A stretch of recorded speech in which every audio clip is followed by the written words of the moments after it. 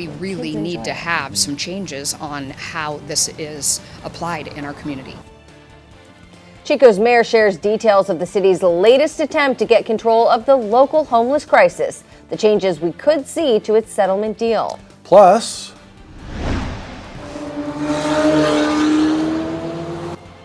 new at 6, a day in the life of a race car driver benefiting the local community. We will take you to the track. And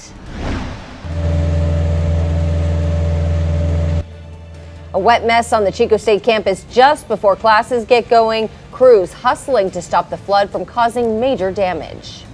Covering Northern California.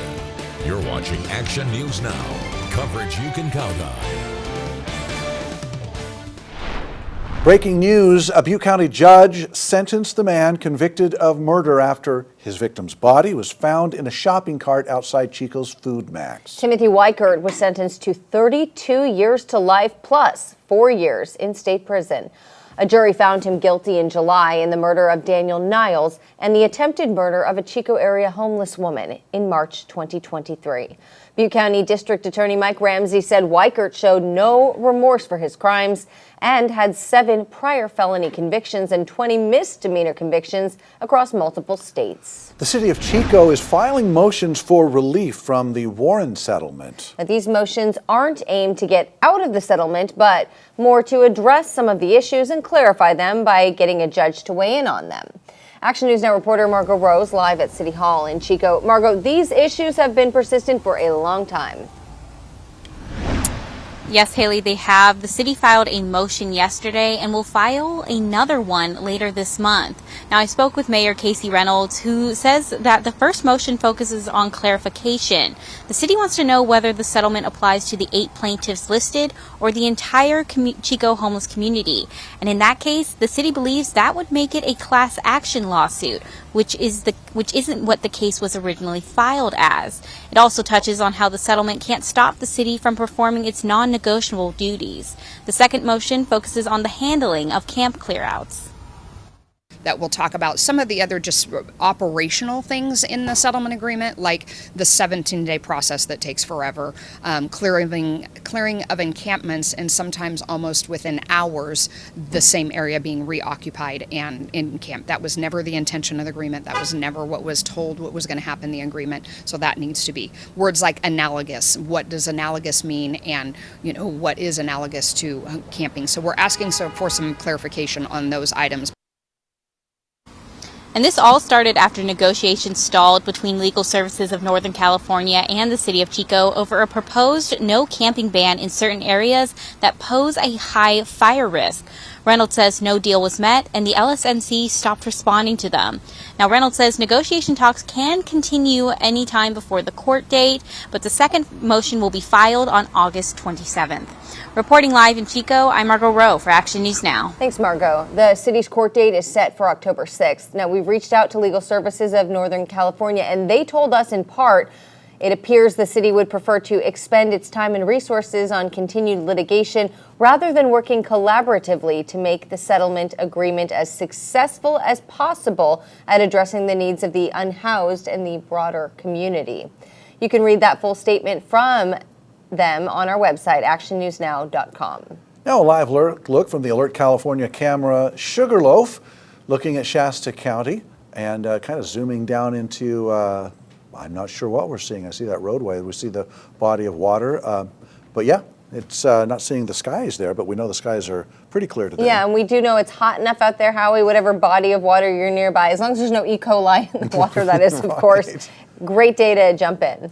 Stay away from the E. coli, stay away from fast-moving, unsafe, cold water, then yes, you should be in there cooling down because we did heat up again after a little bit of a reprieve since our latest heat wave, but the cooler air will return. But for now, yes, very much on the hot side, right around 100 in the valley, up there in Chester, 87, 89 for Paradise, not too bad, and Weaverville at 85 degrees. All right, wind-wise, a tad breezy. Now we're getting a little tiny bit of Delta breeze help, but with temperatures on the rise today, our moisture levels really drop. So very much on the low side.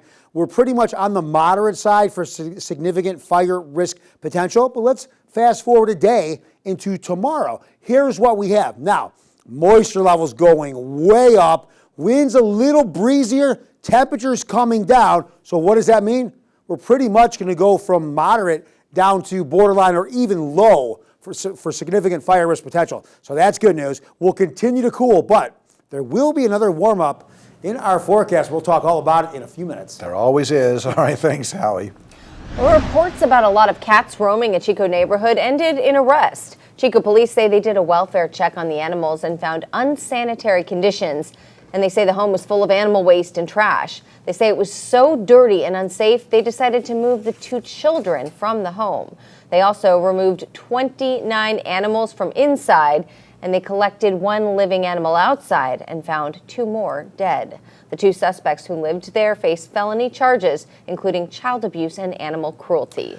New tonight, an inmate died in the Lassen County Jail. The sheriff's office says they found the body last night about 11:30. Officials won't release the identity of that inmate until next of kin have been notified.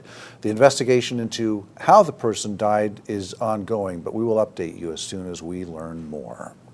A level of the Shasta County Courthouse remains closed due to a water leak. We told you about it back in May. Action News Now reporter Blake Mayfield tells us when things might open back up. After its $175 million courthouse was flooded out back in May, Shasta County is keeping the second floor closed for now due to ongoing construction to repair water damage. The closure has resulted in multiple cases being directed to other court departments and a stairway leading from the first to second floor being blocked off. In a statement, Court Executive Officer Cody Stenderup did not provide a timeline for when the floor might reopen, stating that the Judicial Council of California, who owns the building, is working with them on repairing the damage. The court officially opened up the entire building, except the second floor, once again, back on May 20th. Reporting in Reading, I'm Blake Mayfield, Action News Now. The courthouse first opened in February of last year. A Yuba City High School student was arrested for allegedly bringing a gun on campus. The school district said officials found the gun while conducting a search related to a possible drugs concern. They say they immediately arrested the student and confiscated the gun. Officials say no students or staff members were in danger at any time. New tonight, the Red Bluff Police Department removed 200 tons of waste and debris after clearing out Forward Park and Dog Island Park. Take a look at some of what police found. They cleared everything out over a period of 4 months, and they say the parks are now in pristine condition. New tonight, Butte County Sheriff's deputies arrested a woman on burglary, vehicle theft, and drug charges. They say Cheryl Payne of Chico tried to break into a home in Durham, then drove off before deputies arrived. Officials say they found the car at a nearby home and say that she stole items from that house. They say they searched the car and found meth and paraphernalia inside. New tonight, a water main broke on the Chico State campus today, and it caused some significant flooding and some damage. Take a look at this video. It broke about 11, forcing the school to cut off the water for some buildings on campus. Chico State sent out an alert to the students as it happened, and crews quickly worked to clean up the mess. Even our Evan Markey from Cal Water told Action News Now they did not know the cause for the water main break. Officials also say the campus should be cleaned up by the start of fall semester, which is August 26th. New at 6, 3 junior riders from Placer County will be representing Team USA at the World Endurance Championships. Reporter Michelle Dapper spoke to them about the challenges of the often 100-mile-long races on horseback. I really just love having, the connection with the horse and being in the saddle all day. Endurance riding creates a deep bond between rider and horse, while tackling some of the toughest terrains. It's not an easy sport. I mean, riding 50 to 100 miles in, less than 24 hours it can be super difficult and tiring. The long-distance sport tests fitness, stamina, and sportsmanship. Monitoring your horse throughout the whole race, whether it's 25 or 100 miles. Being able to make sure your horse is okay and not pushing it too hard. And racking up the miles are Vanessa and Lino, Jackson Trace, and Lila and Cricket, a trio of junior riders who will represent Team USA at the World Endurance Championships in Romania come September. And I'm excited, very excited to go across the world and represent our country. It makes me feel very proud of my country and just of my team. We've worked really hard to get here, and yeah, it just makes me feel great. It really is like a once-in-a-lifetime opportunity, and this is my last year as a young rider, so it's even more special for me.